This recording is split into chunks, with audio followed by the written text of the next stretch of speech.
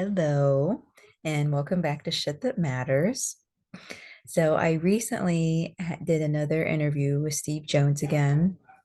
I have done, really in total, probably about 5 interviews with Steve. I used to have a podcast with the same name, Shit That Matters, on Spotify.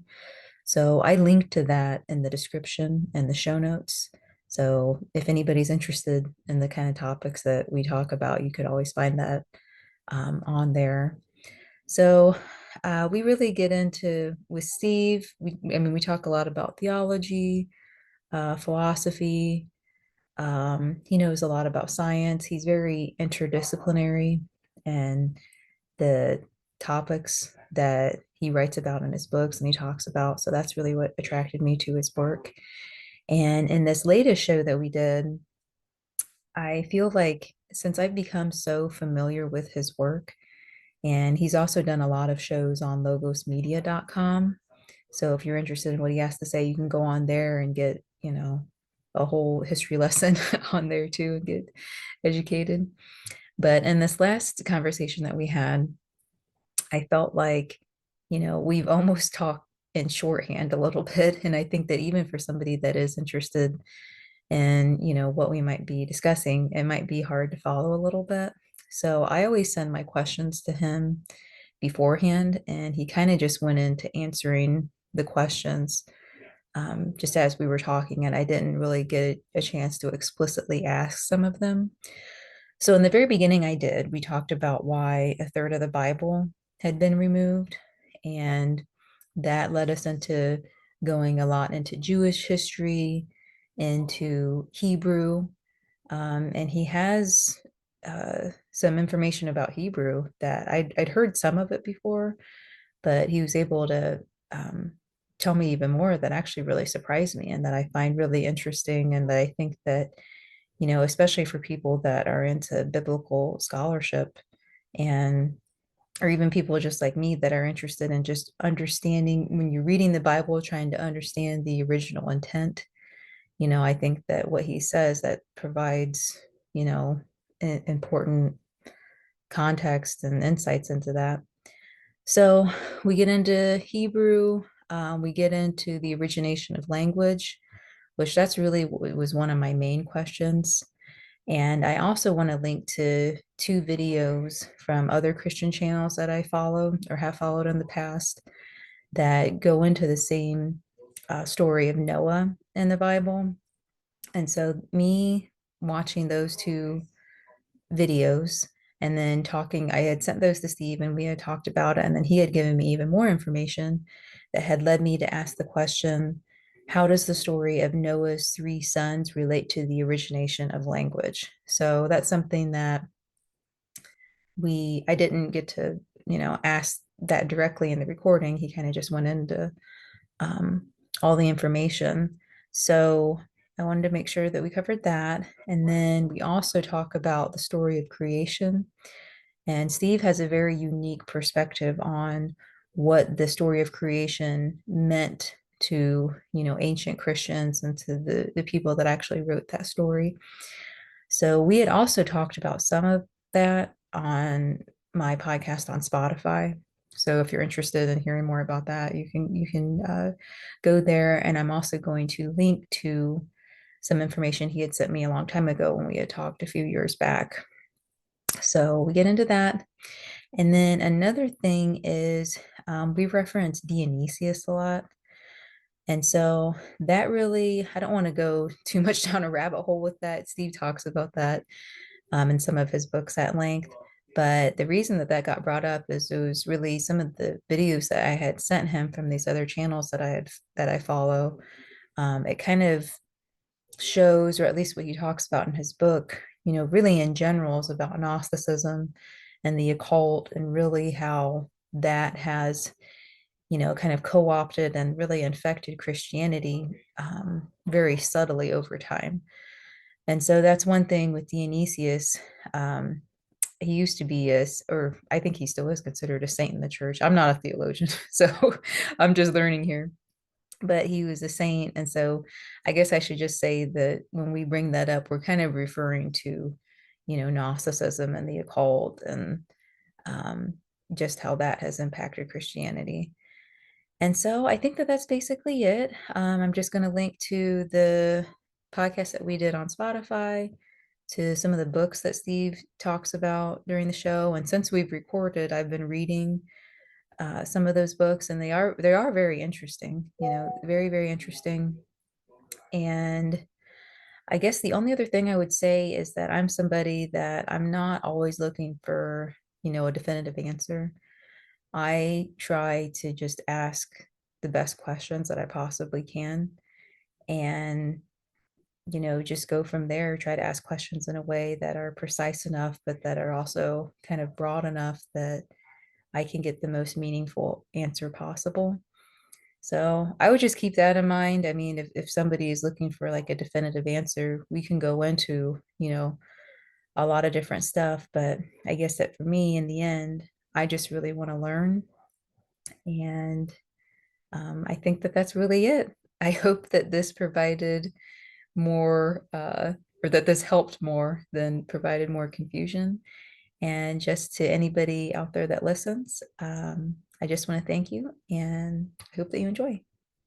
Last time we were talking about, obviously your book, and how one of the main points in your book is how there had been a verse removed from the Bible that, really changed the whole Christian theology, I guess, in general, and especially the doctrine of the Trinity.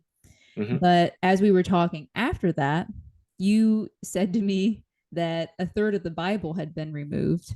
Yep. And you said a lot of other things, but that's kind of like the main thing that I took from that. That was a shocker for you.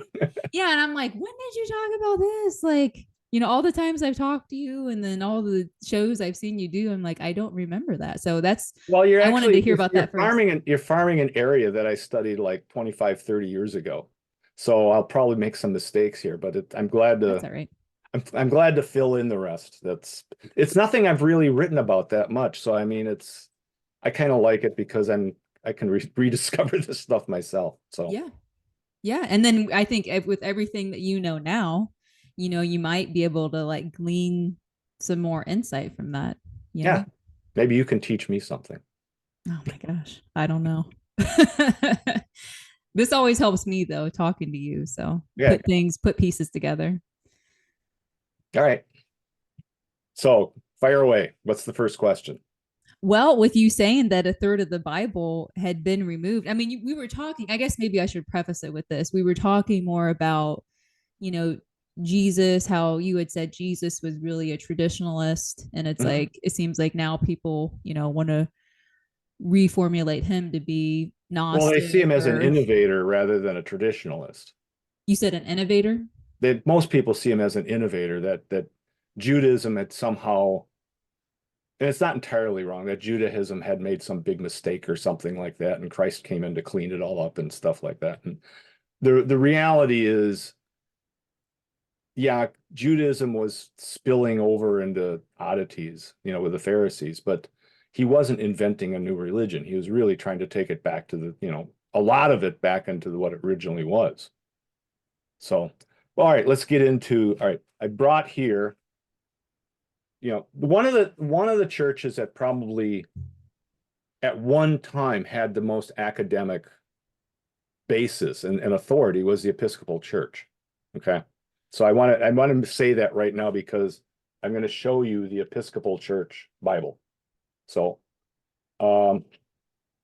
this is typical what a lot of Episcopalians would get, and that it's the Bible packaged with what's called the Book of Common Prayer, which goes back to the 1600s before. Actually, I forget my Episcopal dates, but the 1500s. So if you look at this book, see this section here? That's the Book of Common Prayer. So you can take that away, okay? Okay. Now, this here, that's the Old Testament. See how thick that is? Mm-hmm. Okay. Here is the New Testament. Okay. See how thick that is? Mm-hmm. This is how much has been taken out of most Bibles. Wow. See, and this is all fine paper. This is all fine print and fine paper. So that's what's missing. And that's not even, doesn't even have all of them. That it's got a few that they don't even put in, but that it's called the Apocrypha. Oh, the Apocrypha. Okay. Okay. Yeah. That's funny you say that because I have the Douay Reams version. Yeah, it's And in there. the Apocrypha is some of my favorite parts of the Bible, like the Book of Wisdom. Well, Uh, that's the problem though, is that it's why I keep saying that the Book of Esther is far more important than people think it is. And unpacking that is, I think, one of the critical things to understanding the whole thing. And nobody really wants to unpack it. And I don't know if at this point in time, I think I understand more of it than most. But I don't think I'm a long shot from unpacking the whole thing. But do you understand why they took that part out? no. Okay, that's the Do beginning you of mean the okay? Do story. you mean? I guess I should clarify. Do you mean with the Book of Esther, or do you mean just in general why they took the Apocrypha out? Esther is sort of the end of I think there's one book after that, but Esther is really historically the end of the Old Testament. Yeah. Well, the shows you did with Jan, it helped me to really. I mean, the way um I think I don't know if you had said it or Jan had said it. One of you had said that it really is like a fifth gospel. I clued him in on that. That's Yeah. my one of my things. But it's also a fifth a lot of stuff. It's just that I don't think anybody's totally unpacked it. The So what happens is you've got the Book of Esther, which I think was actually written in the first century AD, which is that's kind of an older belief. Now, since then, we've kind of updated that, but I think it's provable that it's a first century text. They just don't like to own up to it anymore for all the other reasons.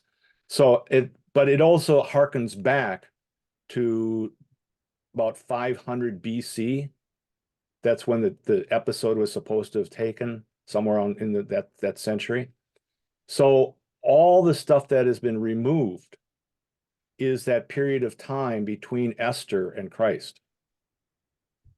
Oh, So you can't really understand what's going on unless you look back at that. okay.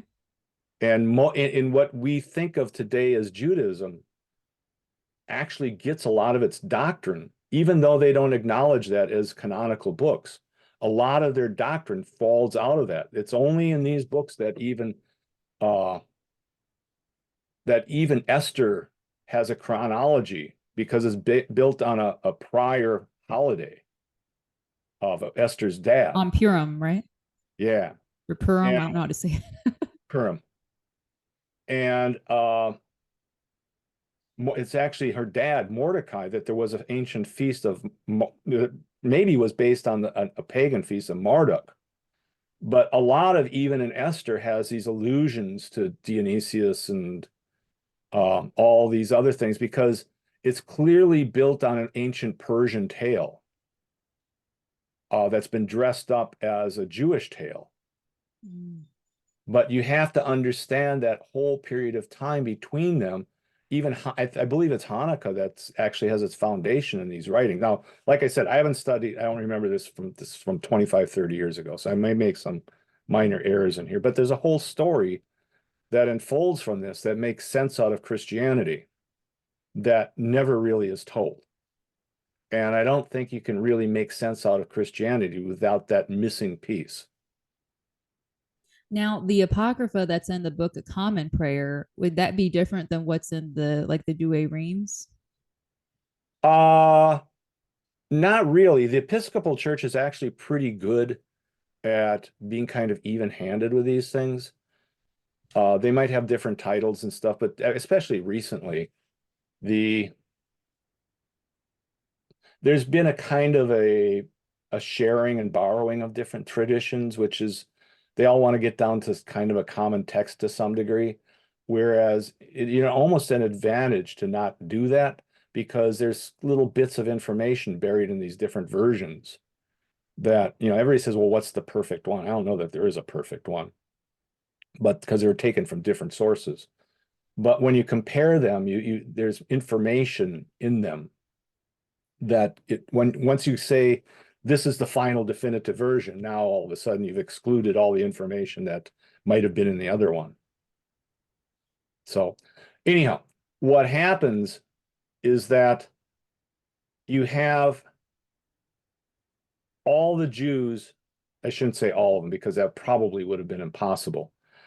The ruling families, the monarchy of Judaism gets exiled to Babylonia around before Esther. And what happens is they basically, while living in Babylon, there's a prior destruction of the temple. They all get, what would you call it, arrested and moved to Babylonia, and they set up shop in Babylon, which would be modern day Iran. They lose all their connections to the Old Testament. They don't have the writings, they don't have anything anymore over time. What happens is then eventually, because of various wars and things, all of a sudden, and that's what begins with the book of Esther, is that they're permitted to go back to, I know Palestine is kind of a argumentative term these days because there never was a nation of Palestine, but it's used to be called Palestine, that whole general area. So they're allowed to go back and rebuild the temple. And one of the things that prods that is, and this is all in the Bible, I mean, especially if you can include all the different parts that are missing. Ezra finds, literally, according to the story, Ezra finds the Old Testament. And we can get into that a little bit deeper. I've got some quotes I can read from you in a little bit. But Ezra finds the Old Testament and all the writings, supposedly the writings of Moses. And it's actually documented in the Sanhedrin documents that whatever language that they like to portray Hebrew as this ancient language. But anybody who knows it couldn't have existed. Because whatever happened in that ancient documents that Ezra found was left behind. So Ezra's whole thing was to translate it really into Persian, because that's all he knew. Okay. And Persian over time became Aramaic. Aramaic really was the lingua franca, the common person's language in Persia at that time. And Hebrew really is just a version of Aramaic. And kind of everybody knows that, but most people won't tell you it's really Persian. So even by their own records, Hebrew is not, whatever Hebrew is lost. Wow, I never knew this. Not to be found. Yeah. Okay. So now you've got, in a little bit, I've underlined some stuff. I can read this to you, and so you know. So what happened is when the Hebrews leave Babylonia, they leave a lot of these Jews behind. And only a portion of them return to Jerusalem to rebuild the temple. The ones the Babylonians they left behind, started making their own scriptures, but they weren't written. And it's called the Talmud. Okay. Okay. And basically the people that were left behind became what's called the Pharisees. Right. Okay. So now what happens is that you've got the nation of Judah, of the Hebrews, returning, rebuilding the temple, starting again. But what's left out in the Bible, in a lot of these Bibles, and we can get into why that happened too. What's left out is this whole Maccabean period, which was called, at that time, that land would have been called the land of milk and honey, because you had Judas Maccabeus and everything was wonderful. Okay. The Jews had taken that whole area, kind of rehabilitated it, built the temple back up again. And it became desirable for all these Jews left behind. So over time, what happened is they started to covet this area under the guise of the Pharisees. And so what happened is they basically launched a takeover of what the authentic Jews had done. And these weren't real. So the thing is, in the back of their mind, you can look this up. E. Michael Jones does a lot of it, but I have arguments with him because he doesn't. I think he's got other agendas in a sense. He likes to blame the Jews for everything. Yeah. I think Yeah. That's kind and of his, I try not to and do not that. to, I love his Oh, book. he's a I read, well, tremendous. I've only read one. I mean, he's a great writer, a Mhm. very talented Oh, he's writer. very So knowledgeable too, but it's such a shame that you can he's a tell. typical academic. What he does is he finds his answer, and that's it. That's gold from that point. And if you go in and say, "But what about this?" He doesn't want to hear it. Yeah. So what happens is that the Pharisees in the first century before Christ come in and they want to take it over. And people don't know this, but there's an issue that crops up over crucifixion. So we have this kind of general term crucifixion to anybody that's put to death kind of brutally. But crucifixion, literally in the name, means that you're crucified on a cross. Right. And the Jews weren't allowed to do that ever. There's no record of the Jews, and that's a telltale because it specifically says that they can't crucify anybody. Well, that's why they had to get Pilate to do it. Right. But what happened is 800, I believe it was 800 Jews came, or Pharisees came in to try to take over what we now call Israel, and they lost, and they're all crucified. But not on a cross. Right.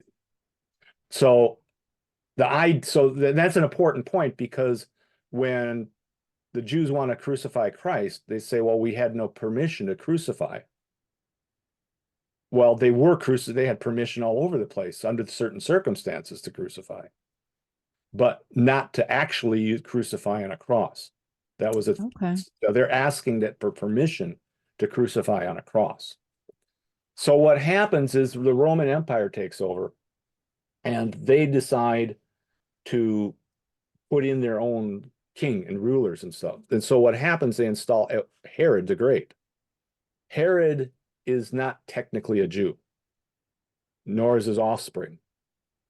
And you can look that up all over the place. In fact, he put some of his family to death even because they could have been more Jewish than he was, and he didn't want anybody that wasn't of Yeah. his I've line. heard that before. Yeah. Yeah. So he takes it over, and that's really the contest because Christ actually was King of the Jews. Mm-hmm. And there wasn't just a title, he actually was King of the Jews, which made Well, him that's why very the Bible goes through the whole chronology, right? Like right, the right, Bible right, goes deliberately through lineages of this is, that it's right. leading up to Christ to like make that point, right? Yeah, but this is an important point because, and there's an important point for a couple of reasons. One, you got to get this story right in general, but you also have to realize what happened to Genesis because it's gone through translations. You know that, but and so also at 270 BC, whatever was the Hebrew version of the Bible was destroyed in 270 BC and got translated into Greek, Hmm. which is called the Septuagint. Right. And there was nobody to really verify that until fairly recently, I believe, when they found Samaritan Bibles. There was a guy on the internet, I don't know if he still is, also named Jones, but he went through and took all the sayings of Christ to see which version of the Bible he was using to quote from. And he wasn't quoting from the Old Testament. He was quoting the Hebrew. He was quoting from the Greek, and that's demonstrable. I'm Because glad I'm glad that you got here because that's one thing that I don't want to go too much on a tangent, but there's been some people I've sent you some people that I was listening to, like Mhm, different Christian channels or whatever. mhm, And there was another lady that I was listening to too that I didn't send to you because I already kind of thought what you would think about her, but I still just wanted to hear what she had to say because she was reading from a Bible that I'd never heard before. mhm. And what got me interested in these two people is that they know Hebrew. and they know like ancient Semitic languages. And so I Mhm. was kind of giving them, I guess, a little bit more credit, you know, Mhm. not to knock them. I think that both of them are coming from the right place, like they're trying. But I realized that I'm like, you had said that there in one of your books that, you know, the Greek version of the Bible is actually older than Right. with the Hebrew. And it was like, The that's Hebrew such wasn't really recompiled until about 800 AD or so, a, okay. which is pretty late. That's an important point. Do you think, do a lot of people miss that, or is that just me? No, everybody misses that. That's what I Academia was saying. misses I'm that. like, I think Everybody a lot misses of that. people, yeah. Yeah. Well, I mean, language scholars that know more than me about it can go to the Greek and say, well, that's a Hebrewism. And they can go back and kind of reconstruct some of the Hebrew from that. But even the Jews consider the Greek as definitive. Mm, They don't tell everybody. In fact, there's some prayers even to this day that are still uh, done that are in the Persian originally. They still wow. Yeah. uh, I forget the main prayer, but the one of the main prayers in the synagogue is still a Persian version of it. But the anyhow, so what happens, and what's sort of disturbing here is that having worked in a seminary, I would go around and ask some of the scholars, you know, have you ever heard of this guy or that guy or whatever? And they never heard of any of these people. So, but the main person I used to, have you ever heard of Hillel the Elder? And here's seminarians and scholars and professors and some from Oxford. They've never heard of Hillel the Elder, which is probably one of the more critical guys in Judaism. So what happens is, and this it's very important, and I probably should have written about this at some other point, but it's very important to do this because this is what's kind of laying behind the scheme in which Bible is the authentic Bible, which becomes a real issue before the Renaissance. And Yeah. it's still sort of a real issue. Yes. So what happens is Herod needs somebody. You understand, the Pharisees are basically a non-religious group, so to speak. They they're kind of in a sense like the ultra Protestant these days, where they don't have any ritual. It's just a debating. E. Michael Jones calls them a debating society, Hmm. which is kind of fairly accurate. Yeah. So what happens is he needs somebody to take over the temple. And he goes back to Babylonia. This is, And are you talking about Hillel the Elder? no, Herod. Oh, Herod. Okay. I was like, Herod goes, Hillel but the Elder, is that a scholar? no, Hillel the Elder is the guy that Herod hires Okay. to go I'm take like, over I'm the pretty sure he was in temple. the Bible. Okay. Yeah, he goes back to hire, and so Herod hires Hillel the Elder. Okay. Now you look up Hillel the Elder, which I invite anybody to do, and it's suspiciously like Christ. What? In fact, if you look it up, they'll say that Hillel the Elder's dad was a carpenter. Hillel the Elder invented the silver rule, not the golden rule, which they'll claim Christ copied and reorchestrated. So the silver rule is basically I'll allow you to do whatever as long as you allow me to do whatever. Yes. Okay. The golden rule is, Street, yeah. yeah, but it's basically the same rule, kind of inverted. But you look up Hillel the Elder, and it goes into all these suspiciously Christ-like things. And the way they explain that is that Christ was taught by Hillel the Elder. And so Christ is kind of stealing all this stuff from Hillel the Elder. But if you look at the chronology, for Christ to have done that, Hillel would have had to have been, 130 years old or something like that. Hmm. So it's not a reasonable, and that's sort of, I think it actually gets into why a lot of Christians even have confused the dates of when Christ was born, because they want to put it within the scope of him possibly being taught by Hillel the Elder. So they move it. Why would they feel they need to do that? Well, I mean, one of the things, I don't know if given you the book, but even the dating of the Star of Bethlehem and all that stuff was moved back to about 810 BC. Yeah. I watched the show you did with Jan about that. Yeah, and that was done, I think, a lot of, and so one of the things you can actually look up is there's a very good book on Christian chronology. I've got a couple versions of, but he discovered the fact that in almost all the versions in the library, what would you call it? The British Museum actually has the dating. It gives you a different date of the Roman Empire at that time, and the conjecture was purposely messed up to give you an 8 BC date. And people have come along, I forget the names, but I did it one way. One way I redated actually the crucifixion was realizing that Esther was Purim. Mm-hmm. Purim actually was probably the feast that was celebrated on Maundy, Thursday, and into Good Friday. Right. And so the only time that happens is I'm escaping the guys who they've done a paper on it since. They did it from astronomical data. I did it from the only time that you get a Thursday, Friday, Saturday Passover sequence was 33 AD. Oh, okay. So that, and being Christ was 33 years old, that puts him back at 0 as for the birth. Right. Right. Anyhow, so you've got Hillel the elder in there, and he's taking over the temple. Okay, so now you get, and they've messed this story up completely. And I just to check myself, I watched a little of E. Michael Jones's description of Jewish history before we got together here. And so they've been kind of fudging what really went on. If you really look, they'll blame the Roman Empire for a lot of stuff. They'll blame the Roman Empire for Masada and for destroying the temple. But for my money, I think they destroyed it. I believe that the Pharisees, which actually originally, even in the Bible, if you look it up, they weren't originally called the Pharisees. They were called the Herodians. Really? Yeah. If you look at it takes a coin, says which should I give it to Caesar and to give on to Caesar. There was a Herodian that did that with an understanding that they were going to be the Pharisees. Okay. So the Michael Jones, Yohanan Zakkai was the last Pharisee, evidently.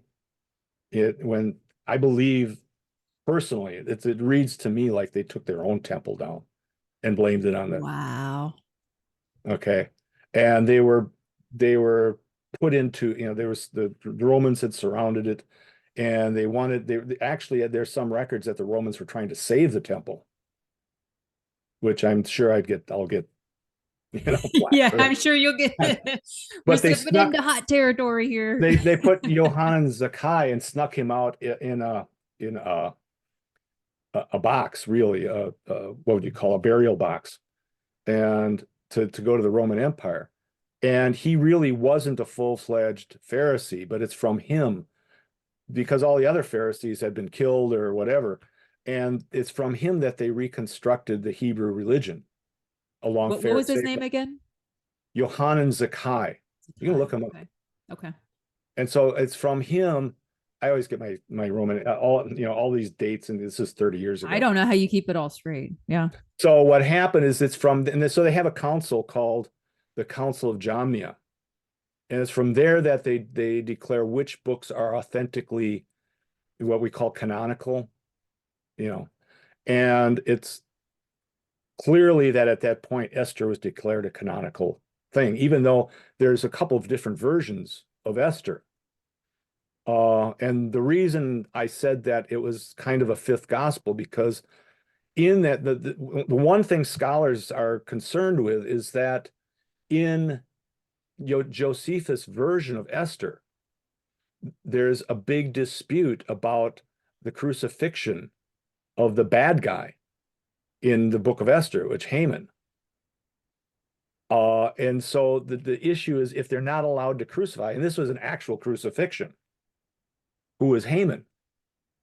So you look up, you can do this. I've got articles from all over the place that there's a major confusion between whether Haman is actually Christ or not. Right. And you can look that up too. And so what happens is now, is you've got this section of the Bible that's been removed and it has all this history somehow buried in disguise in it. One of the books, in fact, one of the books speaking about Pseudo Dionysius is the Third Maccabees, which really has nothing to do with Maccabees, but is about Dionysius being the cult of Dionysius being established as a state religion, Okay. and which would have brought in all the Bacchae and all that. Mm-hmm. And then you have Fourth Maccabees, which the real name of it isn't Fourth Maccabees. It's the triumph of reason over emotions. Yeah, I remember that. So what happens is now, and you really, even in my present book on the divine, it's actually about the Trinity and how the verses were taken out. This whole story is crucial as you get into the Renaissance and the Reformation, because what happens is that you end up with this argument is which version of the Bible is authoritative? Is it the Greek version? Is it so the Reformationists by and large were influenced by the Greek version because they were protesting against the Latin, which is the Roman Church. And so they were kind of taking precedent on the Greek version, which is then the Greek version didn't have, a lot of them didn't have the verse in that my book is about. So they sided with that. And what you said you had I was corrected several times in saying douye Reims, but I don't think anybody knows what you're Douillet. no Reims. If you look at it in French, it's actually like raw. It's not, Oh, okay. French doesn't usually pronounce the last consonants. I'm losing my voice a little bit. So what happens is that, all right, so here is the official reproduction of get some light on it there. There you go. Yeah. That is the Holy Bible, 1611 King James Version. Mm-hmm. This is the authentic version. What in England they call the authorized version. Okay, yeah. They don't call it the King James, they call it the authorized. But it's got all the parts, all the pieces that were taken out is in here. Yeah. Okay, so I remember seeing that when you talked with Jan. Yeah, so you end up with this one, and you end up with this one. Yeah. And one's based on the Latin, one's based on the Greek. Yes. When it comes to the Old Testament. And that's where you get this division of which is the authentic Bible and which isn't. Okay? Now with the douillet, or however you say it, douillet Reims. Don't even try. I don't even. I That's academia just trying to be snooty. I'm sure I pronounced a lot of stuff wrong. So does that include the part of Esther that was taken out? It's not that it was taken out, it's that there's two totally different versions. Ah. Or I shouldn't say that. There's the Hebrew. Esther's, and this is an anomaly, is that Esther was left in the Hebrew, basically. So if they lost it, where did they get that from? Mm. What's added is the Greek version adds on to that several chapters. And that's where you start getting these oddities. So you have to speculate why there's two versions and why there's a Greek ending to one. The Episcopal one does have the Greek ending in it. So do a lot, really. It's just most people don't realize that. So you get a lot of evangelicals that go down and start, bantering the King James around. They're missing and I think that's partially the reason for it's kind of odd theology sometimes, is because they're skipping over a lot of this. Especially the idea of reason is, Yes. controls emotions and things. And that's to go the other way is actually based on Pseudo Dionysius. Right. To let your passions control But you. as you found, and some of the people you found, is that that's one of the things I first had to study, because I realized the priest I was working under, he was just odd, and he was just doing oddball things, and it just felt occultish. And I spent 5 years trying to figure out what he was, and eventually I found his doctoral paper, and he pretty much admits it at the beginning of the doctoral paper that he's flirting with paganism. I sent you the paper. Did you? Oh, okay. I didn't get a chance to read over that. Yeah, page 2, he says, the rest of the church has declared that Pseudo Dionysius they tried, even though he's been proved to be a fake person, Pseudo Dionysius, you mean? Yeah, Well, they kind pseudo of kind of gives it away. they all kind of misquote it because he is referenced in a lot of church writings, but I sort of read them more as, well, even this guy says this. It's not, they're not authoritative in a sense. They're saying, well, even Dionysius says this, which is sort because there's clearly an issue going on. But Lorenzo Valla was the first at the beginning of the Renaissance who said this guy's got to be a phony. And eventually the Catholic Church in the 19th century did the final research. He said the guy's a phony. We made a mistake. It's so, but you have to understand there's certain parties within the Orthodox Church that like this mysticism, Mm-hmm. and they get attracted to it. And there's genuine mysticism, but and I try to politely send you that a lot of this is actually based on a mind meld, a sexual mind meld in a sense. Yeah. Yeah. And that's easy to look up. But I think for some reason they see a certain amount of profundity in that. Yeah. I guess we should preface because we kind of went from talking about Esther and stuff to pseudo Dionysius.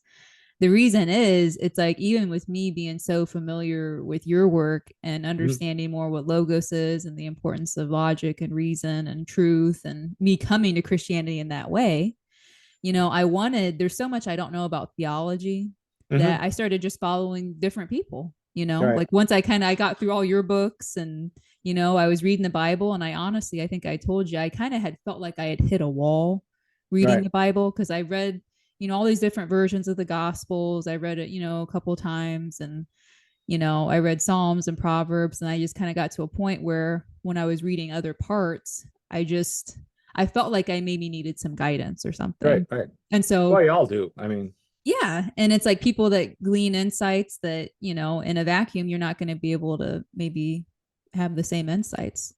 So, what's interesting though is it's three different people that I follow that are mhm, from different denominations. I mean, two are Orthodox. Well, I don't mhm. know if they're technically Eastern Orthodox, but they seem to be very They, influenced by they they that. smell like converts to me. So, No, they are, and I told you that right. too. They Right. used to But be I Protestant. wanted to confirm your hunches Yeah. I studied with a real Orthodox priest for 10, 15 years, helped him out a lot. And to think that you learn to have a kind of a sixth sense of who's doing what. Yeah. A lot. And so, I mean, the Orthodox playground is a big playground in a way. So other Mm-hmm. people can bring their own ball in and start, and nobody's around to say, that's not true. You're like readings, and and I'd be wrong to say there isn't people in the Orthodox Church that are sympathetic to that point of view, but it also would be wrong to say that they all hold that point of view. Of course. Of You know, course. I think it's more about, and it's not me about poking fingers at people. Like I've learned stuff from these people, but it's just interesting because it's not just Orthodox. There's a Protestant that I followed that he has, all these books and this biblical podcast that I really like. But it wasn't well, he may until be very good on some stuff too. I mean, no, and that's he is. I sent you one thing where his analysis is really good on certain things, but then it's like he does incorporate this pseudo Dionysus, this saint. And see, that's one thing I was thinking about too, where it was like towards the end of our last conversation, I was kind of talking about when you become aware of all this stuff, what can you do? Like if you really want to well, lead a Christian life, and it's like you that's said, my become big a argument saint. with Michael Jones is that he recognizes that this stuff smells like the Bacchae, Mm, the Euripides play the Bacchae, but he never comes to the next level, which it said, the Bacchae really is Dionysius, yeah. this idea of emotion, what reigns over the top. And, since then, some scholars have done I think some pretty good studies. You know, the, you're, because I believe, and this is what I need to lay this groundwork because your real questions were about Genesis, the beginning of Genesis, which I Yeah, want that to, was some of it. Yeah. yeah. So, but the thing is that one of the things I believe is that Genesis is a story of man general, not just Adam, but man against woman, and their idioms, their prototypes for reason and emotion. Mm-hmm. And the thing is, so there's been some recent studies that yes, intelligence has to reign over the emotions. But emotions play an important part in this too, because if you have an emotional experience while you're learning something, you won't remember it. Mm. Okay, so there's a lot of you read, you're studying late night for your exam or something like that, and it's all dry stuff. But if you have an emotional experience at some point, you'll remember that. Yes. So I don't want it to sound like the female side of it is just something you throw away. It's an essential part of the whole I thing. think people point fingers so much at it because in a lot of ways, I think that our society has almost become a matriarchy because of all Right. the woke stuff. But you And can't so it's throw the like, male part away either. no, There's we need to come together and not, there's a yeah, purpose. I mean, even philosophically and metaphysically, there's a purposeful marriage there, yeah, and one needs the other. yeah. You can't just be, you know, you can't be asexual within and just you need something else. Yeah. And and that's where I think the whole thing is that when you start looking at Dionysius, you are missing that whole point, because now it's undeniable. You get into the Middle Ages that the Good Friday, uh, in liturgical churches, you have Good Friday, an acting out a lot of times of the crucifixion of Christ.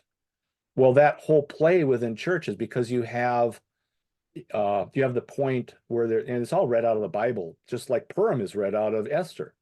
So you have one point in there where they're saying, crucify him, but wherever, and out of that, they blame the Jews for all that. But if you look at the parallel, it's the Greek chorus that's saying, crucify him, crucify him. And the purpose of the Greek chorus is not to this is where I would have an argument with Michael Jones even, is not to slander the Jews or anything. The Greek chorus was there to say what everybody was thinking. The Greek chorus is kind of like the word bubble in a cartoon, and so there's important episodes here to decide that kind of delineate what's proper here and what's not. And I think he needs, one of the things I had a lot of arguments in the seminary and stuff like that with some of this because they just didn't know it. But working in there, you realize you need a certain amount of tact to some of these things, and I don't think you can just go in there and blame everybody and win an argument. You need to be tactful about it. Right, right. It does, and there's a lot of decent people that are maybe misguided, and Of course. Yeah, So that's how I try to live my life. You give people the benefit of the doubt somewhat. You can't just go in and be like, this is wrong, that's wrong, and just tear everything but down. all the thing is, if not having this proper understanding of what the situation was in Christ, and then you could argue that the book of John is sort of a parallel of the Bacchae. You can argue that the Good Friday undoubtedly was based on the Bacchae. It was a Bacchae-like. The words are out of the Bible, but they stage it kind of like a Bacchae tragedy. And to that extent, then it's consistent. One of the things is Fourth Maccabees, and that's one that's left out.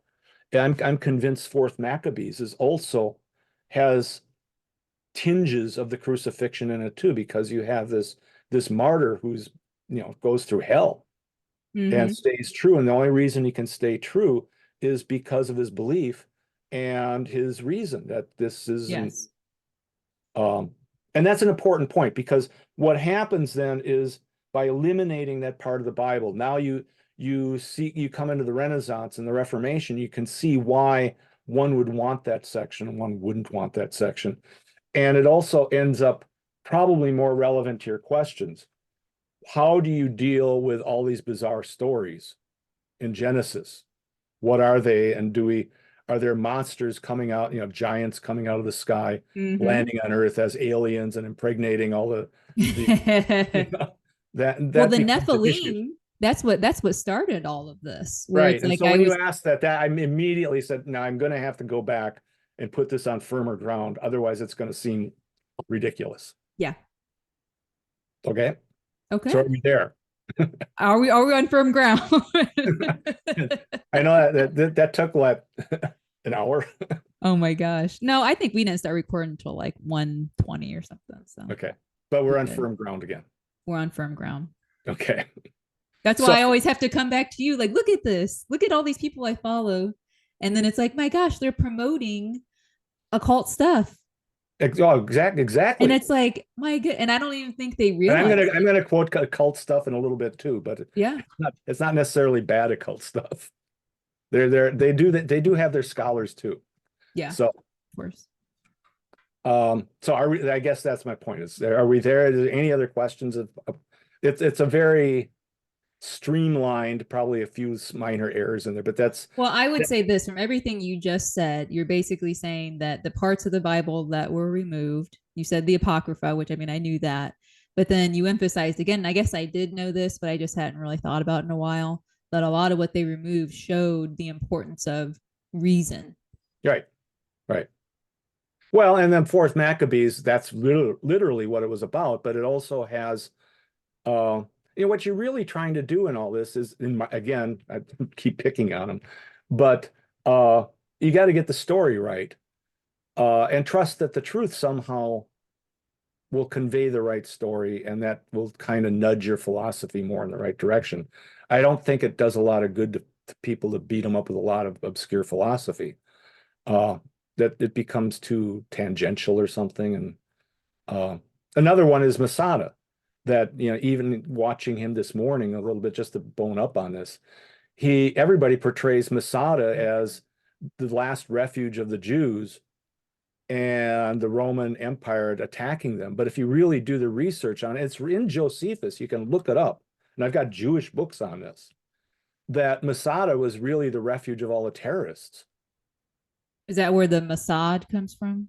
No, but I Okay. don't think so. But it's the Romans were really trying to protect the Jews from all these terrorists. Mm. And so they reorchestrated, and after World War II, when all this stuff comes out, they reorchestrated Masada to have what the authors calls a Washington crossing the Delaware moment. Okay. I've got the book. I'm quoting him. I can't remember his name, but anyhow, um, so that they had a rallying point for creating the state of Israel. But Masada, if anybody can look it up, Masada was a refuge for terrorists, and the people that were up there were, I don't know if I said this before either. Judas Iscariot, it's a misspelling in all the Right. Bibles. I know what you're going to say. It's Because Sicarii, yeah, yeah, which is another word for knife wielder. yeah. So it's And like an so assassin, right? he's an assassin, yeah. Yeah. And the people on Masada are basically Sicarii. Yeah.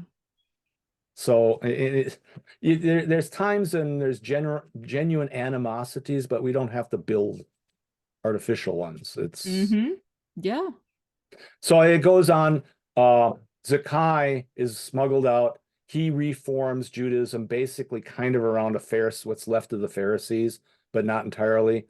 The Jews finally, one of the things to close this entirely off is they always say that they were expecting a militant king of the Jews, and they didn't get him. That's not entirely true. They did, in the year 130, they did get the militant Christ they wanted, which is Bar Kokhba, Okay. Shimon Bar Kokhba, and they had the Bar Kokhba Wars. And that's really where Christianity split from the Judaism, because the Christians refused to fight. And Mm. Bar Kokhba was attacking the entire Roman Empire, and actually almost on the verge of overturning the Roman Empire, until Rome took them seriously and marched all the troops there and just eradicated them all. Okay. So scholars talk about the dispersion, the diaspora, or diaspora of the Jews after the destruction of the temple. So you can see what happens.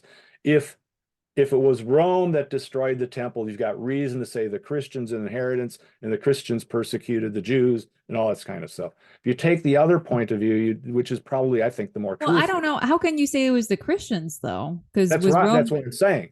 Yeah. That's what they do. But if you realize that Christians were a sect of Jews all the way into the Bar Kokhba Wars, then there was no dispersion or diaspora, is that they were just killed by the Roman Empire because they declared war on them. Yeah. and the survivors were the Christians. Yeah. And Yeah. so now you have this whole thing where Jews later are trying to recreate Judaism, and they really have to lean on Christianity quite a lot to get it back. And the Christians are leaning on the Jews to cooperate in getting the Old Testament back in what would have been a more of an original form. And that didn't happen till 800, 900 AD. Okay. Okay. To close it off once again, I think that's the whole. So most of these evangelicals are taking this other point of view that Hebrew really is the oldest language Yeah. and it was written from the beginning of time. Yeah. A partner in that was either before or right after, along with it was Egyptian, and Egyptian has all these secrets locked inside. And so they look at the beginning of the Old Testament as kind of literal history. Yeah. And so the problem is we don't know. Imagine a system, an ancient system of writing. How accurate can be writing at some point makes a transition, and that's what Champollion proved correctly, even though I think Champollion was kind of a jerk in a sense. He was trying to actually prove occultism, but or give new life to it. But the idea was that the Egyptian it doesn't exist the way that I remember we took a short course on what Mhm. Egyptian really meant, and Yeah. they were reading tons of stuff into it that wasn't there. Yes. Yeah. And they're trying to turn, and that's all part of this mystery cult that was formed out of this. And that's kind of the general way a lot of these groups read the Old Testament, as kind of this mystery kind of cult. And not saying some of it isn't there, but what's happening here is imagine you trying to read a very primitive language that's written somewhat hieroglyphically or symbolically. That gives you a lot of latitude into telling a story. Mm-hmm. And so I'm going to introduce you, if once we close this off a bit, to some other, what I think are actually more reliable ways of looking at these things. So, but I want to make sure that I haven't left anybody behind. No, no. I mean, the thing is, so much that it's easy to go. It's like the great thing about talking to you, but then it is, but I feel like you tied it together. I'm glad that you said that about the Hebrew, because that was a big kind of epiphany that I had where I'm like, duh, that was the whole reason I got the Douay Reams, was because you Right. had talked about the Septuagint. There was so much I didn't know when I first listened to you. That was the whole reason I got that, because you had said that the Greek actually is more ancient than the Hebrew. And then I Okay. ended up listening to all these people because they were like scholars and Hebrew and all this stuff. And then it's like, well, I remembered what you had said then. So I think that's a very important point to make. Yeah. Well, and like I said, the thing is, and not everybody on the occult side and it's not just entirely made up. They have their scholars too, and I'm going to quote some here. And in some ways, quoting the good ones kind of exposes, because it outs them themselves, because it's not consistent with other stuff that they're selling everybody. But anyhow, one of the general opinions on some of this, and I'm just going to throw this stuff out there. Like I said, this is stuff I studied 20, 30 years ago. Is that imagine Ezra going down and discovering these texts. And one of these guys I'm going to quote insists that what he calls is the cosmogony of Moses. Okay, the creation of the cosmos, how this all came to be. And what he believes that a lot of this stuff was really the writings of Ezra interpreting things that in Genesis, but he believes that the beginning was actually the writings of Moses. But it's subject to this very a language kind of restrained by a symbolic hieroglyphic way of looking at things. Mm-hmm. So there's some latitude, and that you need to have, but you also realize, for instance, if you're talking about an actual guy named Adam, and I have no doubt somebody had to be the first man. Right. But somewhere you're talking about man as man, capital M, meaning mankind or something Yes. as a Well, that's philosophical. where you can miss the point of the importance of that story when you just view it literally, you Right. know? And so, I mean, all right. So now here's a respected Anglican scholar. Anglican is Episcopalian. And in the 1800s, they were probably the best at a lot of this stuff, but they also, being good, they also got people to accept a lot of junk too. But anyhow, this is a book, The Origin of Pagan Idolatry. I don't know if you can see that. Yeah, I can see it. You can download this from the internet. It's Okay. Uh, George Stanley Faber, he was a friend, evidently, of this Bishop Burgess that I quote in the book. But his belief, he believes that Hermeticism is the bad guy in all this. But what he's looking at is there has to be a commonality between all these occult philosophies and these religions because they all seem, once you dig down, they all have the same story. In Christianity, he's the only one that has a different story. Right. And the whole process of all this heresy nowadays is to kind of shift Christianity into this common story. Yes. Okay, so his basic thing is trying to explain what is the common source. And again, this is early 1800s research, so it's not, but the questions are legitimate. So he's going back and he believes that he actually would go so far as to say that Moses and Noah were perhaps the same person. Mm. So it's the common thread of this is that the beginning of Genesis is real and talking about a real thing. But to what degree it's real and how is it real is open to debate. So in ancient thought, you had the idea of more of an Aristotelian point of view, where you had potential reality and actual reality. Yes. So what they're trying to look at is Genesis as being more of a potential reality. Mm. It hasn't become real yet. Yeah. It hasn't been actualized yet. Yeah. Yeah. So this is, which is why I think my analysis of a lot of this being the tree of porphyry Yeah. actually makes a lot of sense because that's a logical structure. Now, again, I'm not saying that there wasn't some Adam or some Eve or something like that, but I think if you just look at it at that kind of limited kind of, not to be bad, but kind of a fairy tale-ish type of thing, you're going to end up with the Nephilim and, you're going to end up with Yeah. giants Yeah. and impregnating women. And now all of a sudden you're reading and to it like things, well, these are the black race and this is the white race and Yeah. superior and People all. can read into it what they want. Yeah. And so it's the beginning of a lot of social, these are things that have been kind of ingrained in Christianity. Nobody's doing any effort to conquer these things and dispel them. So because now it's easy to castigate this group of people or that group of people and say, well, you're not authentic or something. And to me, where does that lead? Yeah. It's where we're at today. I mean, Right.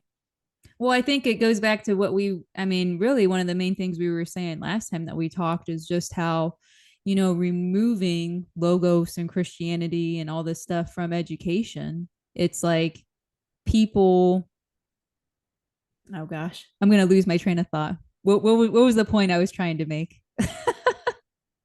by missing all this, you can reinterpret all this stuff, and then you don't learn the lesson. And now we're back at the beginning again. We Yeah. should Oh, have that's learned all that's this the stuff. point I was trying to make is that it's not even just that what we talked about last time. It's that, you know, we don't get taught metaphysics anymore. Right. We don't get taught epistemology anymore. Like when Right. you sent me the Philosophia Perennis and it starts off with logic and then epistemology and it goes into all this stuff.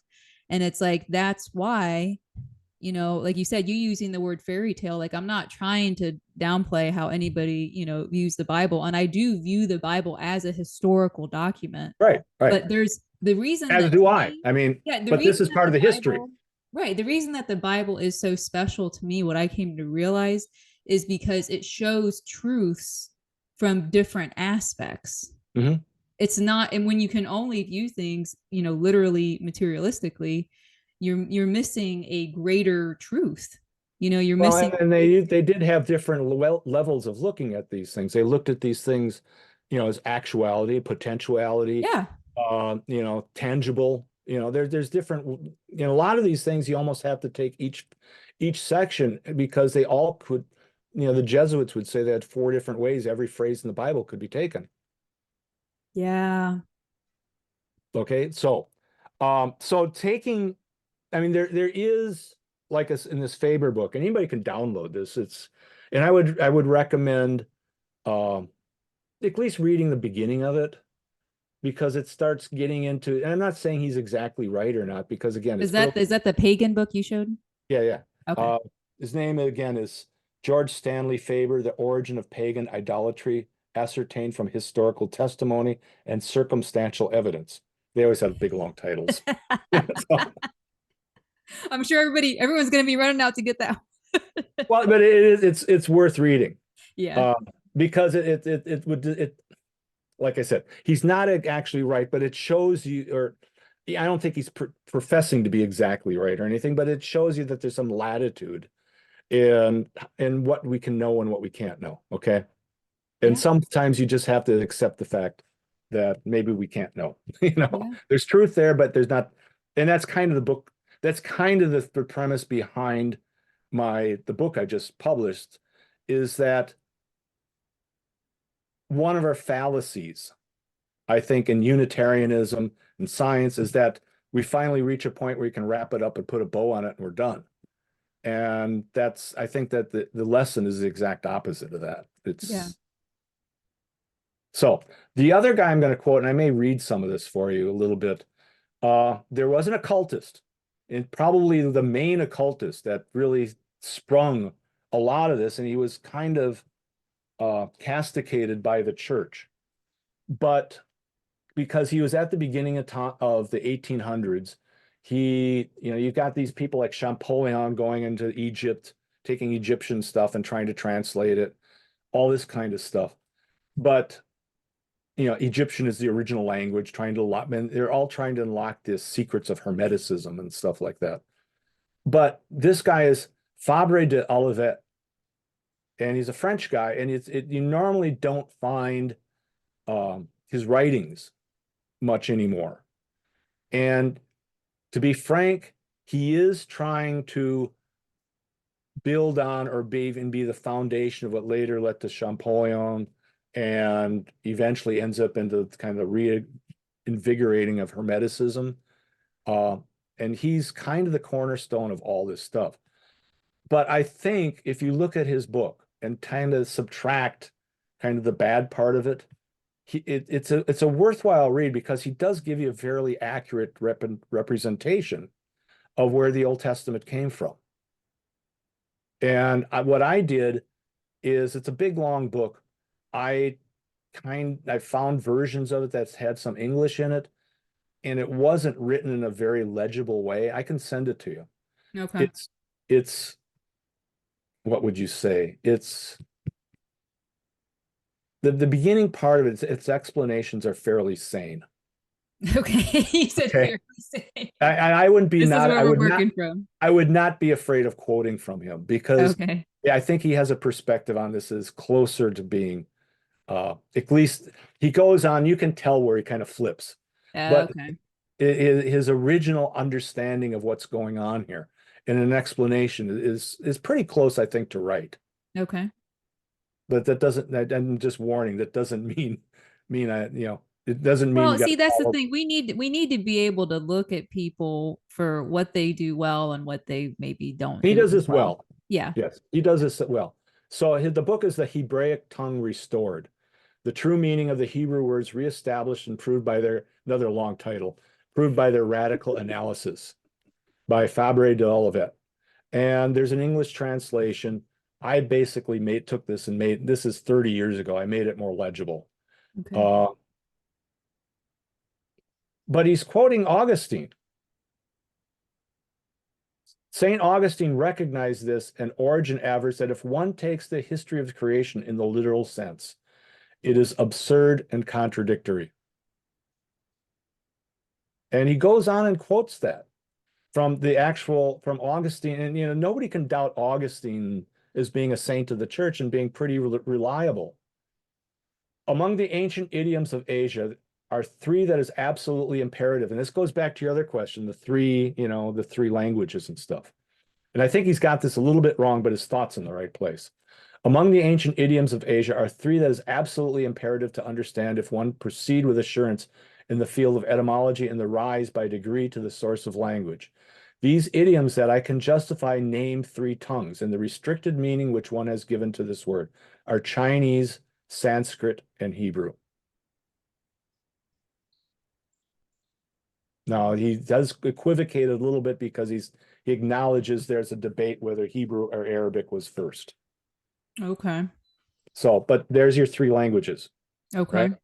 You've got the Far Eastern version. Sanskrit is the acknowledged basis of English and the Germanic languages and things like that. And then you have Hebrew, which is the Semitic languages. Yeah.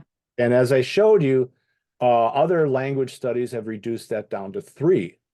And if you look at, even going back to language has three bases, it seems oddly coincidental to that you have the Tower of Babylon and you have Noah and his three divisions back then. Mm-hmm. And from some of the stuff you sent me, there's a big dispute of what the Tower of Babylon was. And it's one of these things that everybody tries to read something into it instead of seeing what actually was there. Mm-hmm. I did at that time a fair amount of research, and there's a very oddly coincidental thing. And a lot of my research is to finding books that you're not supposed to read. Yes, it is. Yeah. Yeah. Everybody says it's the banned conservatives, books. the conservative that bans the books. That's not true. Yeah. It's the other way, if anything. Right. So this is one book that I would say is one, but another one is a book that was published by a Hebrew philologist, Okay. and it's called Hebrew is Greek. Oh. And he finds several, and so I can send you that short. It's a big long book with a lexicon and everything. It's very hard to get, although I think you can download it now off of archive.org. Okay. When I found all this stuff, it's not so hard anymore, but it took me years to find a copy and to copy it down. But he does show that there's several Hebrew words that had to have their basis in Greek. Wow. Okay, so now the story gets a little bit dicey. Yeah. As who's first and who's all this other stuff. So now you go back and now we got the three languages. We've got we've got a question of who's really the oldest. Okay. And in some ways Latin is Greek. It's just kind of a disguised Greek. So I'm gonna keep going through some of the quotes in this book. Maybe I should say, so if anybody that listens knows what we're talking about, the question that I posed to you was, how does the story of Noah's three sons relate to the origination of languages? Or relate to the origination? If I can talk. Let me say it again. How does the story of Noah's three sons relate to the origination of language? So that's why we're talking about the three. Okay, well, here's another oddity that all of that notices. Chinese characters are written from top to bottom, one under the other, arranging the columns from right to left. Those of Sanskrit following the direction of the horizontal line from left to right. Hebraic characters, on the contrary, proceed from right to left. It appears that in the arrangement of the symbolic characters, the genius of the Chinese tongue recalls their origin and makes them still descend from heaven, as it were said, their first inventor had done. Sanskrit and Hebrew, in tracing their lines in opposite ways, also make allusions to the manner in which their literal characters were invented. And he goes on, which again, it's not just language, it's even the direction of the writing. So one of the analysis I did is this scrambling that was supposed to have happened at the Tower of Babel. I started looking at it from an astronomical point of view, and there's some very rare books from Oxford I have that show that in the Chinese alphabet, they not only had zodiac signs, but they had 30 signs for every day of the week, which is 28, for the month. the Mm-hmm. days of the month, and shows that they had all their original signs for that. And they started noticing that a lot of these ancient characters in these ancient languages seem to be derived from that ancient alphabet where you had one for each day of the month, which means that somehow that I can't explain, the heavens were used as somehow a communication device. Mm. Okay. So now you go back and you look at, and this is astronomy, the earliest British astronomers actually looked at this. And when they started being able to develop, everybody makes a big deal out of global warming these days, but the Earth is constantly tilting and it's really wobbling on its orbit, which means at times what would have been in the tropics would no longer be in the tropics, and so you always see these things rotating around. So what this astronomer Biddle, I think his name, I can't, Airy Biddle Airy, Okay. he went and he looked at the slope of the zodiac, and anybody who knows anything about astronomy is a lot of this zodiac you can't see except for during certain times of the year. So he made the conjecture that all this stuff had been from a date whereby the Earth's tilt revealed the entire zodiac.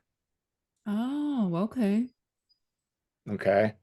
And at that point, you would have had theoretically a communication device between all these different, you have a calendar and everybody where different cultures could talk to each other.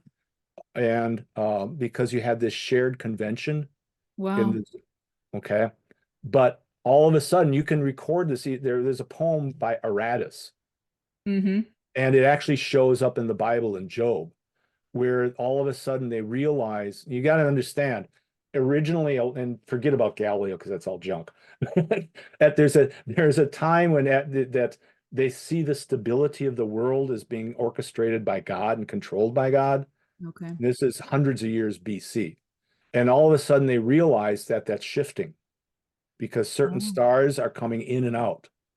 Now, so what do you do? And when you realize your whole communication device is based on the different cultures being able to see these zodiacal signs. Mm. What do? Yeah. You build a tower Oh, wow. so you can keep these in sight. Oh my gosh. So that brings a whole different And aspect so to that when story. as the Earth tilts, these zodiac signs are going beneath the horizon, and the only hope you have of seeing them is to build a tower higher and higher. So do you think, I mean, what I was always told about the Tower of Babel growing up is that, it was really pride was the issue, that people thought that they could like build Well, I the don't doubt it tower might to have the had something to heavens. do with it too, but I mean, it's the idea that you could maybe hang on to this by building a tall tower Mm. beyond what you architecturally could do. Yeah. So I don't know how much that story is relevant, but it seems it's a dimension to this whole thing that I don't think most people are aware of. Yeah, I don't think so. I've So, never heard of well, it. and plus now you got a date too, because these early British astronomers could go back and now once they developed a chronology system, they could date this, and it would have been like I think he said that 3500 BC would have been the date that the zodiac plane would have been completely visible from that latitude. Okay. So now you've got an ancient date. Yeah, now you know when it happened. And another thing that goes along with this is actually in the same section of the book, is we've accepted this idea that ancient man thought that eclipses were was a dragon devouring the sun. Right. And what he found is that you have ecliptical lines where you have the ecliptic of the sun and you have the ecliptic of the moon. And where they intersect is where eclipses happen. Mm. So in the ancient zodiac, they actually had the one ecliptical line designated by a dragon, Okay. two-headed dragon, because it could happen in both spots. So when these things, when the planet and the moon and the sun were reaching a point where they were crossing in these ecliptics, it was where the mouth of the dragon was. Okay. So it wasn't a superstition, it was is they some of the earliest records you have of history are these types of ecliptic charts in Persia. Yeah. So I mean, so you tend to think that these are idiots or something like that, or I know. they're Well, not. that's really what brought me back to Christianity too, is that, I've told you before that I didn't go super new agey, but I was kind of into yoga and meditation and all this stuff. Yeah, And well, it's I like, mean that's how do you escape it? I mean, yeah. it seems reasonable, if you don't know all this stuff. But I think that in those circles, people that might consider themselves more liberal is that they do value ancient wisdom. Mhm. Like you have people, I don't know if you've heard of like Graham Hancock. He has a Yes. show on Netflix called Ancient Apocalypse.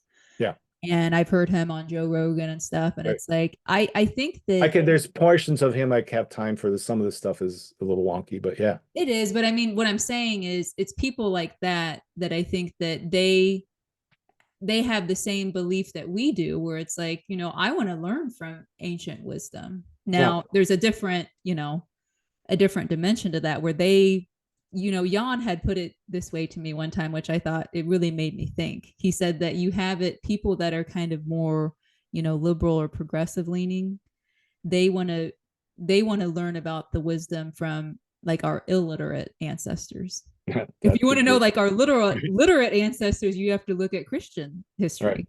Right. He's And right. that made me, I'm like, that's actually a really good point. Okay, so let me give you another quote. I mean, I've got like 4 or 5 quotes here from all of it. It is because I mean, this is a reliable. His preface to all this is actually fairly reliable. It is well known that the fathers of the church have believed until Saint Jerome that the Hellenistic version called the Septuagint was a divine work written by prophets rather than by simple translators, often even unaware from what Saint Augustine says that another original existed. But it is also known that Saint Jerome, judging the version corrupt in innumerable passages and by no means exact, instituted a Latin version. It was considered an only authentic one by the Council of Trent, and the defense of which the Inquisition has not feared to kindle the flames of the stake. Okay, now what he's referring here to is this argument of Saint Jerome with Saint Augustine, and which is in my book. He's not aware that you've got the Septuagint, which is the Greek version, and he doesn't realize, he's kind of alluding to it, that St. Augustine goes back and realize there's something, the primitive versions of the Bible actually have something to offer more than the Greek version Mm, that was left in the Latin. And that's where you get the Vetus Latina, which was okay. the basis of the Vulgate, because they had the Trinitarian verses in it. Oh, okay.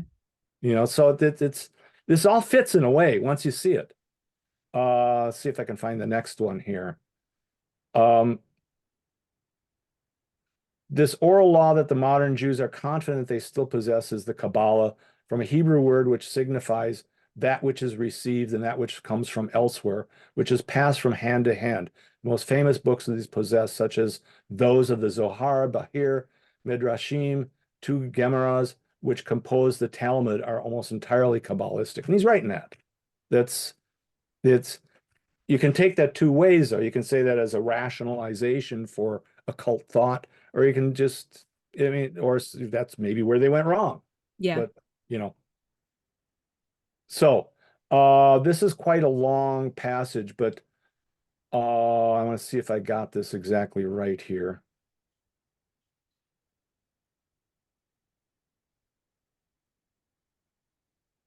Amid the controversies born of this schism, now, in other words, you got a schism early on. He's talking about the schism between the Samaritans and the Jews. Okay. Amid the controversies born of the schism, each people recalled its origin, invoked its unheeded laws cited in the forgotten Sefer. Everything proves that neither one nor the other possessed the book any longer. That means the Old Testament. Okay. And it was only by favor of heaven that it was found long afterwards, at the bottom of an old coffer covered with dust, but happily preserved beneath a heap of pieces of money, which avarice had in all probability accumulated secretly and hidden from all the eyes. This event decided the fate of Jerusalem. Samaria, deprived of her palladium, having been struck in a century before by the power of the Assyrians, had fallen on her 10 tribes, captive, dispersed among the nations of Asia. having no religious bond, or to speak more clearly, entering no more in the conservative plans of providence. He goes on basically describing that it was kind of luck, or providence, if you want to put it that way. And he goes on, let's see, Esdras was the person who found this and reconstituted was Esdras. Esdras was the name of this man. His soul was strong, his constancy unflinching. He saw that the time was favorable, that the downfall of the Assyrian Empire, overthrown by the hands of Cyrus, gave him a means of reestablishing the kingdom of Judah, right? So they were in Persia, and this is the time of Esther now, okay? He skillfully profited by this. From the Persian monarch, he obtained the liberty of the Jews and led them into the ruins of Jerusalem. Remember, we just talked about that. But previous even to their captivity, the politics of the Assyrian kings had reanimated the Samaritan schism. And so now we want to look at which is the authentic text. The Samaritans may have it, but their version fits the Greek more than the other.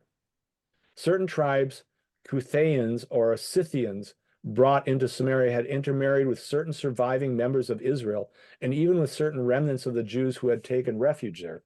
At Babylon, the plan had been conceived opposing them to the Jews, whose religious obstinacy was disturbing. A copy of the Hebraic Zephyr had been sent to them with a priest devoted to the interests of the court. Accordingly, when Esdras appeared, these new Samaritans opposed its establishment with all their strength. They accused him before the great king of fortifying a city and making a citadel rather than a temple. It was even said that not content was culminating with him. They advanced to fight. So, and that, as far as I know, that's all fairly accurate. So it fits in the story that I just told you about the schism, the Esther and being allowed to go back. And that's kind of where, that's the part that's taken out of the Bible. And so you got an issue as to which is the real. This, and it goes on later on, this innovation that politics alone seemed to order, and which without doubt was done from the loftiest motives, had most fortunate results for the preservation of the text of Moses, as I shall relate in my grammar. It called forth between the two peoples an emulation which has contributed not considerably to bring down to us a book to which the highest interest must be attached. So he's going back and he's using Sanskrit and different things to read what he believes is an Egyptian, to reconstruct what the original Old Testament, the beginning of Genesis, would have sounded like. And I get this other note from a book I attached it to here. Sanhedrin document 21b indicates that the new Hebrew script was introduced at this time. At first, the Torah was given to Israel in Hebrew script and in the Holy Tongue. It was presented in the days of Ezra, and this is from a Jewish book. It was presented in the days of Ezra in the Aramaic language. That's documented. So the clear implication of the passage seems to be that the script in which all the sacred scrolls are written was not introduced to the Jewish experience until the time of Ezra. And that's from The Wisdom of the Hebrew Alphabet by Rabbi Michael Mock. Yeah. So it's not just you saying this. No. Yeah. So so now you have an issue. And the issue is partially, how do you bring people back to a logos view of this when they all have this mythological understanding of this stuff? Yes. Okay. Man, I'm glad you said it like that. Yes. Yep. And it's not necessarily that the mythological is entirely wrong, but you're missing the point. Yeah. Okay, so what I want to do here is I want to address your actual question. Okay. We're over an hour in. We're over an hour. And so, but I had to lay the groundwork for all this. Yeah, I know. You have to have the context. So it shows you I put a lot of time. No, you do, man. You really do. You ask a question, I'm taking If someone asks you a question, like Steve will really, give you an answer. Okay. You can make fun of me if you want, but never. All right. So he starts with it. Part second, he calls it, is called the Cosmogony of Moses, where he goes back with, and understand, he's doing this before the time of Champollion. He's still locked in kind of, there's a lot of people even within the church at this time still entertaining the idea that Hermes was a real guy, that Pseudo Dionysius was a real guy. That had not been proved false yet. So there's a mix-up going on here. But I did want to read some of his translations of what he thinks the authentic beginning of Genesis and stuff was like. So to get justification, here's a little bit here. St. Augustine, examining the question of the creation of this book of Genesis against the Manichaeans, expresses himself thus. It is said in principle, God made heaven and earth, not that this was in effect, but because this was in power of being. In other words, in potential. For it was written that the heaven was made afterwards. And remember, we were talking about that there's two different versions of creation. Mm-hmm. Okay. Yeah. So the modern scholarship seems to think that the original beginning of Moses, of Genesis, was tacked on at a later point. Okay. Because it's at the beginning, it would be easy to just graft it on. And it's because there's an older version of Genesis. This isn't his point of view. His point of view is that that is creation in potential. The second creation is creation in actuality. Wow. And Yeah. and he's backing this up by St. Augustine. Okay. Okay. For it is written that the heaven was made afterwards. It is thus that considering the seed of a tree, we say that it has there the roots, trunk, branches, fruit, and leaves. In other words, like the tree of porphyry. Not that all these things are formally there, but virtually and destined to be brought forth, which would be the tree of porphyry. That's probably where I got it from. Just as it is said, in principle, God made heaven and earth. That is to say, the seed of heaven and earth, since the matter of heaven and earth was then in a state of confusion. Now, as it is certain that from this matter the heaven and the earth must be brought forth, that is why this matter was already called potentially the heaven and earth. Okay. Okay, that's quoted straight from St. Augustine. And I did check on this. I did run the Latin through Google Translate, and he's right. That's a very accurate quote from Augustine. So I'm going to go into just a few little bits here of the cosmogony of Moses. I've got some of my own writing in here. Just okay. So and I'm not saying I agree with any of this, but I think in spirit, it has some sort of profundity and its own, that he's probably more accurate, I think, in reducing it down to what a symbolic language that hadn't, they hadn't, you look at even ancient Hebrew, it doesn't have vowels. You look at some languages, they haven't quite formed the concept of this is that, a logical structure. Yeah. And so you take it for what it is. So he translates the opening verse in Genesis. At first in principle, he created Elohim, he caused it to be, he brought forth in principle, he, the gods, the beings of beings, the self-sameness of heavens and the self-sameness of the earth. Okay. And he's got a lot of, he's got a long thing of why he believes that's closer to accurate than verse 2 would be, and the earth was contingently, potentially, in a potentiality of being. In darkness, hard-making power was in the face of the deep, fathomless contingent potentiality of being, and the breath of him, the gods, a light-making power, was pregnantly moving upon the face of the waters. In others, he understands the waters as universal passiveness. Okay. So, I mean, it's not nuts. But he's trying to relate this in more of an abstract, Yeah. Which is, I don't know that the ancient language is necessarily trying to be abstract, but they're confined by the words that they know, Yeah. and these are very complicated principles.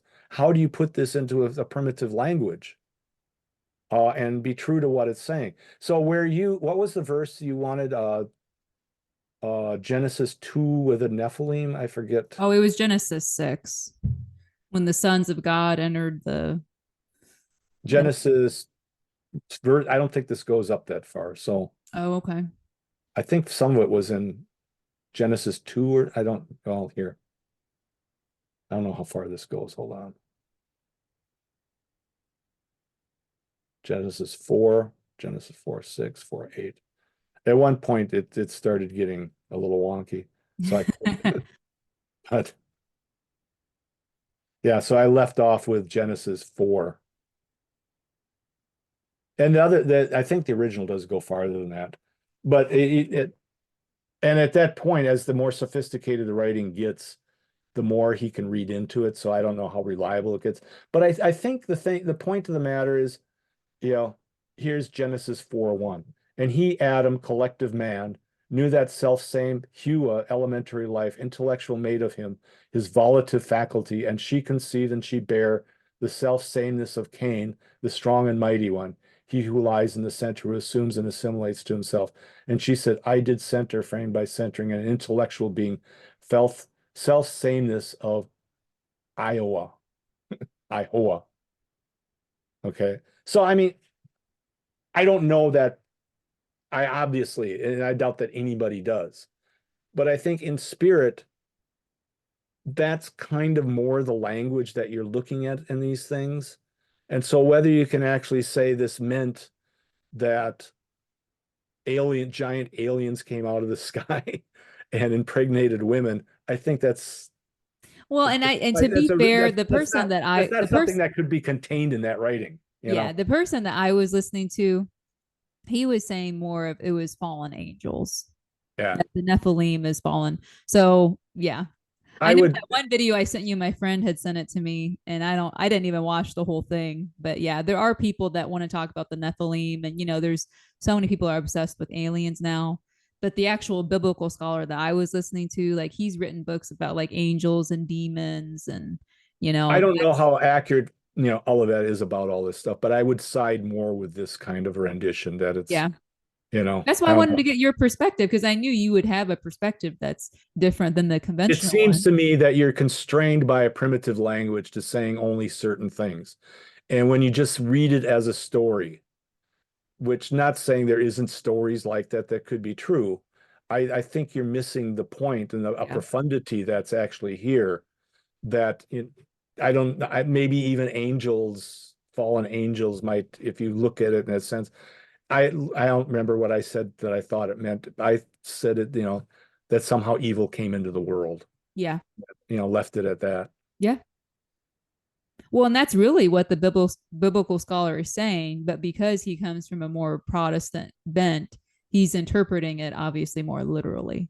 Yeah. And I knew that you would have a perspective that wasn't just about, you know, Well, this is what's literal at that point is which one's literal? I mean, yeah, this is sort of literal in its own way too. I mean, yeah, yeah, to me, that whole argument, which one is literal, is sort of meaningless because I think every denomination I've run into thinks they're doing it literally. yeah, It's just different. yeah. But I think that I think the quotes from Augustine are worthwhile. I think that's I need to read him. I've wanted to read City of God for a while, and I've just never sat down and so done I it. don't know if you're interested in this. I can send it to you. Yeah. That was the cosmogony of Moses, right? Yeah. Okay. And I also have, let me see if I got this here quick. I've got a short paper. I've actually got the whole thing, which you don't want to see, but I've got a short paper kind of summing it all up because Okay. it's how Hebrew is Greek. Yeah, that would be interesting. So there's a bullet point here, for instance, uh, where he shows that he has a sequence of things here where El in ancient language meant God or the sun. Yeah. Okay. And so he breaks it down that Daniel actually in Greek, ancient Greek means roof of the sun. Raphael means ray of the sun. Michael, it means center of the sun. Ishmael means mark of the sun.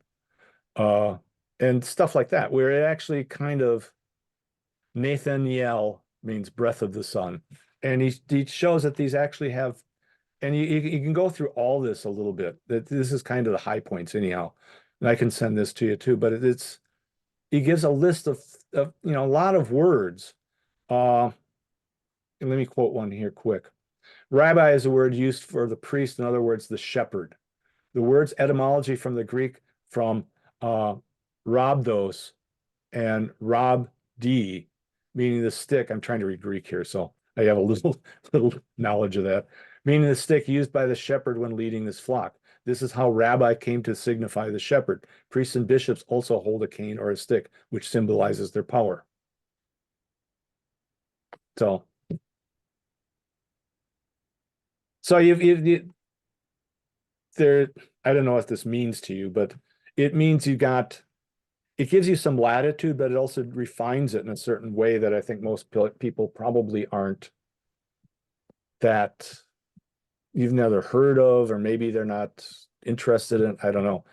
But for me, a lot of the stumbling spots for modern Christianity is when a lot of these very, I don't know what the word is, evangelicals take a hold of this. And I think I said to you that they take the Old Testament and treat it like it's a creed. And so they Yes. define what this all says, and they say, well, if you don't believe that, you're damned, or something like that. Yeah. Right. And so I'm trying to show that, that's kind of a outrageous point of view, I guess. Mm. Well, like you had said, the church has already created creeds, Mhm. for you to kind of think that you don't have to look at, any type of history. And like, with your book, The Death of Tradition, really, it's more of, I think that me coming to know your work and the importance of it and like everything that you're talking about is like, I hear the same thing where it's like, if you don't know your history, you're damned to repeat it, Right. And that's the thing where it's like some people, I think when you have more of the Protestant evangelical bent, which to me, I'm saying all this, but I that's how I was raised. And I still Mhm. do go to Protestant churches a lot. I tried to go to Catholic churches and it didn't really sit with You'll me. have to come to Wisconsin sometime. And I know. There's an Episcopal church around here. I went to one where I was well, I living. wouldn't trust all of them either. So, but Well, and a lot of it was during COVID, and yeah, they were more into the masking and all that stuff. And the yeah, people, if I'm just going to really be honest, a lot of them weren't very friendly. The Episcopal church was, but a lot of the Catholic churches I went to, yeah, going to the Protestant churches, they're more, they're. I think that you have people that are maybe a little bit more approachable, a yeah. little That's, bit I more mean, friendly. I wouldn't doubt that. And that probably changes in city to city too. I Yeah, it mean, does. I'm sure it does, depending on where you're at. But there's we not live that in many. one. I'm not an advocate necessarily for the Episcopal Church, is that a lot of them are very Right. wonky, Yeah. but at least the Episcopal Church does have an ancient tradition. And Yes. the one that I work for, um, we've taken it back to what it's supposed to be. So, I mean, and there's other churches that do that too, but Right. there's nothing in the rules that say you can't do the authentic thing. Right. Well, it's the thing. I'll say I want to end it maybe like this and see maybe what you think about this. I was telling a friend recently he became a Christian recently, and he's been asking me personal questions. And I was kind of like explaining to him my view and how it's changed and how me reading your work has kind of informed my view and made me want to be a Christian again. Is that you can kind of use an analogy for, if somebody wants to become a US citizen All right. and they're not a citizen, but you have people that are saying, in this denomination or whatever, in this demographic that say, well, you just need to read the Constitution. Like Yeah. all like for you to become a US citizen, all you got to do is read the Constitution. You don't need to know anything about American history. You don't need to, study anything else or be aware of anything else. Just look at the Constitution. It's like, well, obviously the Constitution is important. Right. Understand, how our country was crafted, how it's structured, a lot of different things, but you know you can't just have the Constitution. And that's kind of how people treat the Bible. It's like they Yeah. don't, or they treat that for, you can become a Christian and you just Well, read I take the that one Bible and you step just read it farther. literally. They kind of cease to understand people like you. And they don't, and that's kind of my thing, is I think, having been on the other side of it too, that I understand where people are coming from, and I understand the questions that they would ask, and so you go into, if you just had the Constitution dumped on you, you'd say, well, Like, what does this mean? you wouldn't necessarily, yeah, right, Yeah. right. It's not answering any of my And it's questions. not, and me Why saying does that, that's everybody eat not, at McDonald's? yeah, it's not me saying diminishing the Constitution, like me No. saying that. Like, I think people almost look at you like you're diminishing the Bible. And it's like, of course I'm not. Like saying Right. it's just, But again, they said everything as here's I we had this. I'll tell you another story that happened to me. Is we had Catholic Military Academy, and it went out of business and it got bought up by Southern Baptists. And they went through the community and confronted everybody and said, when are you going to go? Where are you going to go when you die? And if you didn't have the right answer, they just, on the spot, they would damn you. Yeah. Yeah. And, so they would come to my house, and I was just like a early teenager or something like that. They would come to my house, and because I would give it back to them. And so eventually they insisted that I go see the dean of the college. That he Yeah. was going You to told answer. me this. You told me this before. And he looked at, and I said to him, so everything's in this Bible that you, now that I know, he had this shortened version of the Bible too. Yeah. And he said, yeah, it's everything you need for eternal salvation is in there. And I said, and you can understand everything that's in there. He said, yep, it's easy. It's all here. And I said, in other words, you're limiting God's knowledge to what you can understand. And he said, I'm going to find you in a gutter someday, bleeding to death. Yeah. You told me that. Yeah. It's like, And I thought, yikes. that's kind of where I had my fork in the road, I guess. Yeah. Oh, and it actually hit harder for me because I was able to brush it off pretty quickly, but when I was born, I had the wrong blood in me. And so I had to have, like, the first few years of my life, I had to have constant transfusions. And I mentioned that to one of them, and they said, well, then you're damned. There's nothing you can do anyhow. Oh my gosh. Yeah. Yeah, that's Christ-like, huh? Yeah. So I got that going for me, but Yeah. Well, and I think a lot of people, I've had that too. It wasn't just me, I think maybe needing some kind of intellectual stimulation that kind of broke me, why I left Christianity in the past. It's also, I think we've all had experiences in the church where but we were in some treated in a sense, way. being damned is sort of a blessing in a way, because now you can see it from from the damned person's point of view, in a sense. Well, And maybe it'll make you more humble. You need right, well, it makes humility. you more sympathetic to the people that, Yes. Yes, very much so. Yeah. so Well, should we end it? I told my that's all I husband got. I would only be until 3 o'clock. So Okay. Well, I wanted you to know that when you asked that, I really put a lot of thought in this. you I really did. I I'm went gonna have to. to That's why I'm glad we're recording. We'll see how much anybody else can follow what we said, but I do this for me so yeah. that I can, like I said, I ended up following all these people that were into Dionysius, whether they realized it or not. Like Well, this I'd other love to have an guy. argument with those guys, Well, the it's just the I hate it Orthodox. because I think that they're coming. At least there's one of them. The last video I sent you, I haven't followed him quite as much, but the other ones, I really think their heart is Oh in the yeah, right place. It's just, now I look at it but it's like in a dangerous place. it's in a dangerous place. And people that, especially that are interested, and I'm thinking more about, especially because of my friend who's recently become a Christian, I'm thinking more about people like that, where it's Well, like, I look at him, I see the furrowed brows and the intensity of it all. There's I have a way of sniffing it out, because to me, talking with Jan one time, I mentioned Seraphim Rose, and all of a sudden the emails lit up because there's people. You knew Seraphim. I said I didn't know Seraphim Rose, but the bishop that I worked with was a friend of his, so I did get his books and I did understand where they were coming from. And I didn't get along with everything they said, but by and large, I understood who the real Orthodox were and who the converts were, and who was taking out of things out of context and trying to recreate Protestantism under a mystical yes, veneer or something recreate like their that. own creed. Yeah. Yeah. Yeah.